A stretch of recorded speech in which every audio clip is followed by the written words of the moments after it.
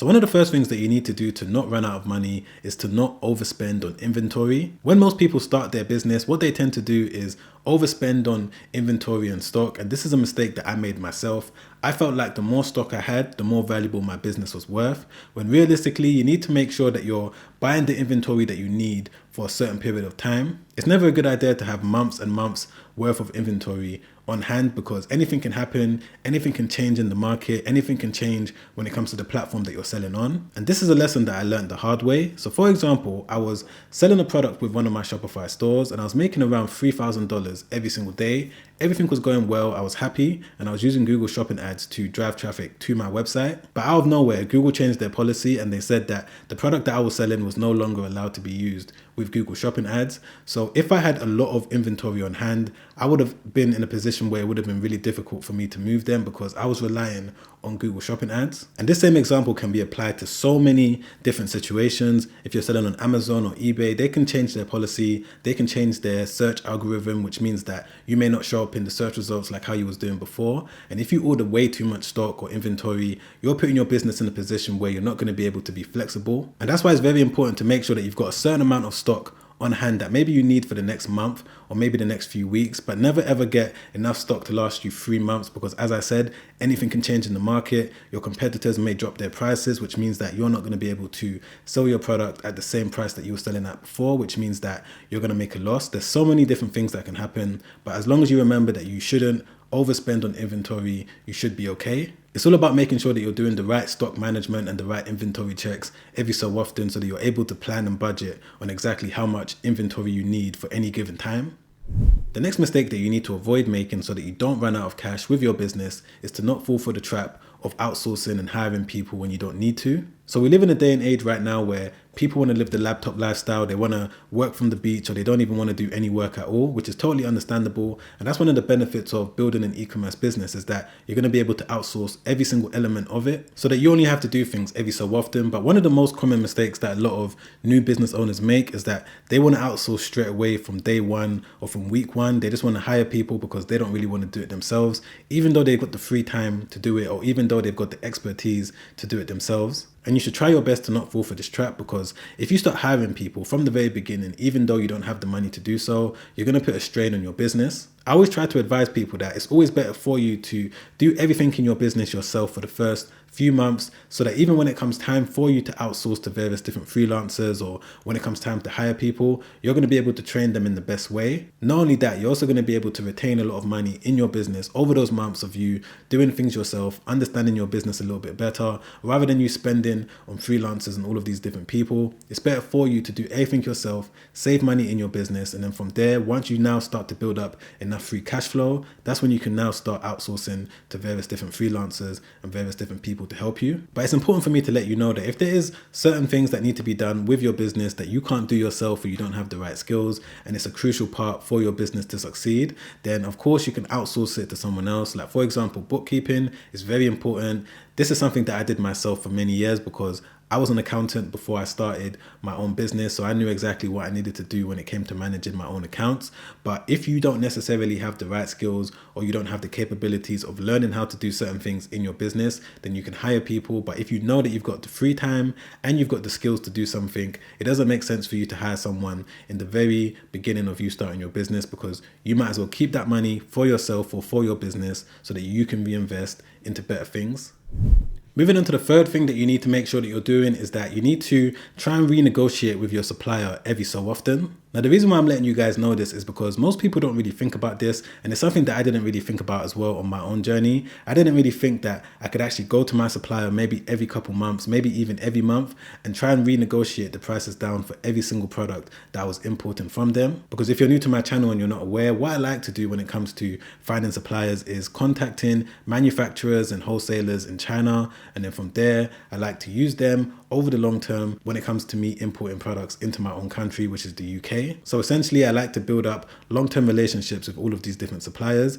And it's always good for you to try and renegotiate with them every so often, because you never know, they may be willing to reduce the prices for the items that you're buying from them. Or what you can do is look for a completely different supplier. Now, one thing that I've learned when it comes to using various different suppliers in China, because I've used some suppliers for 6 years straight, one thing that I've learned is that you can get into the mindset that you need to stick with this one supplier forever, when realistically you can go and find a different supplier that's going to give you a cheaper price. I always felt like I needed to stick with the same supplier because I built up a lot of trust with them. I built up a certain amount of loyalty, and plus they used to give me birthday and Christmas presents every single year, so I felt like I needed to stick with them. But if you know that you're going to be able to find a good supplier that's also going to be able to offer you a good service, cheap price, and good quality, it only makes sense to shift and start using them instead. This is something that I've had to do with a lot of my e-commerce stores. I've had to start using different suppliers that are able to offer me a cheaper price, because you can't let feelings and emotions get involved when it comes to running a business. But of course, it all depends on your own personal circumstance. You need to look at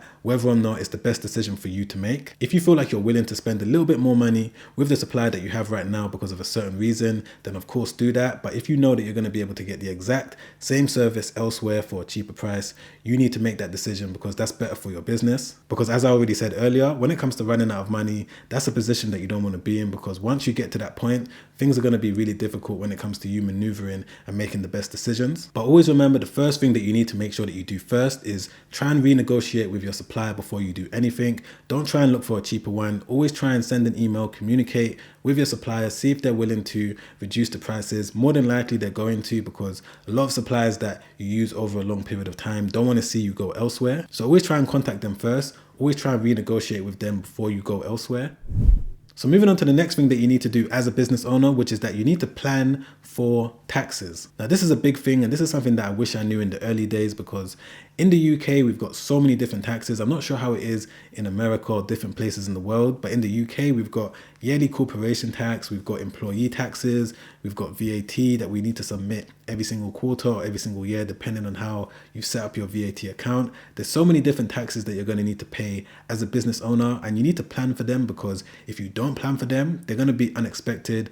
And before you know it, your entire business bank account is going to be emptied. And if your bank account is emptied at a point where you need the money to buy inventory or to pay employees or to do something very important, you're putting your business in a very difficult position. And one of the main reasons why I'm letting you guys know this, even though you're probably at the start of your own journey and you're not even close to paying any taxes yet, is that if you are aware of this right now at the start, you're going to be able to now plan in the right way for the future. I was fortunate to work as an accountant before I did my business full time, because I was able to learn the importance of planning, budgeting, and preparing for taxes. I come across so many beginners that are making money with their e-commerce business. They're making a lot of profit every single month. They're excited, and before they know it, they get a tax bill and they have to close their business down. This is one of the most common reasons why new businesses end up failing within the first year or the first 5 years, because they don't plan for taxes. They don't think about it. Whilst they're making sales, whilst they're making all this money, they totally forget that taxes is a real reality that's going to hit them in the face before they know it.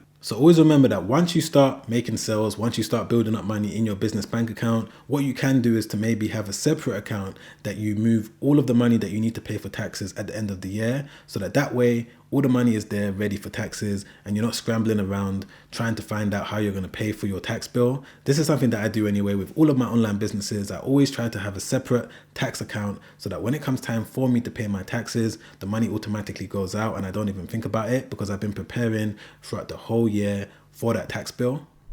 And moving on to one of the final things that you need to make sure that you do so that you don't run out of money, which is that you need to improve your free cash flow. So for anyone out there that doesn't know what free cash flow is, basically it's where you take away all the money that came in from all the money that went out, and everything that's left over is your free cash flow. Now, this is something that I've been working on from the moment I started my business. I've always tried to increase and improve my free cash flow every single month, because I know that if I'm able to build up that free cash flow and I'm also able to retain it in my business bank account, when it comes time for me to expand my business, I would have built up all of this money. And there's only two ways that you're realistically going to have money for you to expand your business. You can either do it through improving your free cash flow and increasing that over time, or by investment and getting some sort of injection into your business. But if you're able to increase your free cash flow month after month, by the end of the year, you would have built up a lot of money that you can now use when it comes to various different things. And the only two ways that you're going to be able to improve your free cash flow is by reducing expenses and increasing revenue. And when it comes to increasing your revenue, this can be done by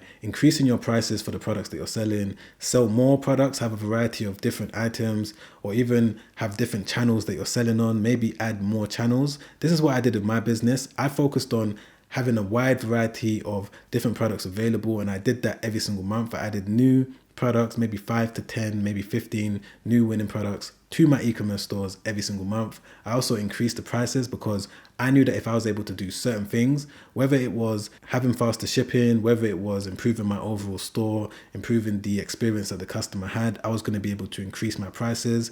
But either way, there's so many different ways that you're going to be able to increase your revenue. And if you focus on those two things, increasing your revenue and decreasing your expenses, you're going to position yourself in a way that you're going to be able to build up your free cash flow, which means that you're now going to be able to have more money in your business bank account. Always remember that if you don't want to end up like the majority of businesses that end up failing within the first 1 to 5 years of them starting, it's very important to do everything that I've gone through in today's video. Now, if you want to watch another video that I made not too long ago where I went through 5 other things that you need to do to avoid failing when you first start your online store or your online business in general, I'm going to leave that video right there. Make sure you check that out straight after this one because it's helped out so many people. Or if you rather watch a free webinar where I go through what I needed to do when it came to scaling one of my first ever eBay stores to over $3,000 per day in sales, I'm going to leave that webinar link down below. It's going to be the first one. If you enjoyed this video, don't forget to press the like button and don't forget to subscribe as well. All right, guys, I'll see you on the next one. Make sure you stay safe out there. Peace.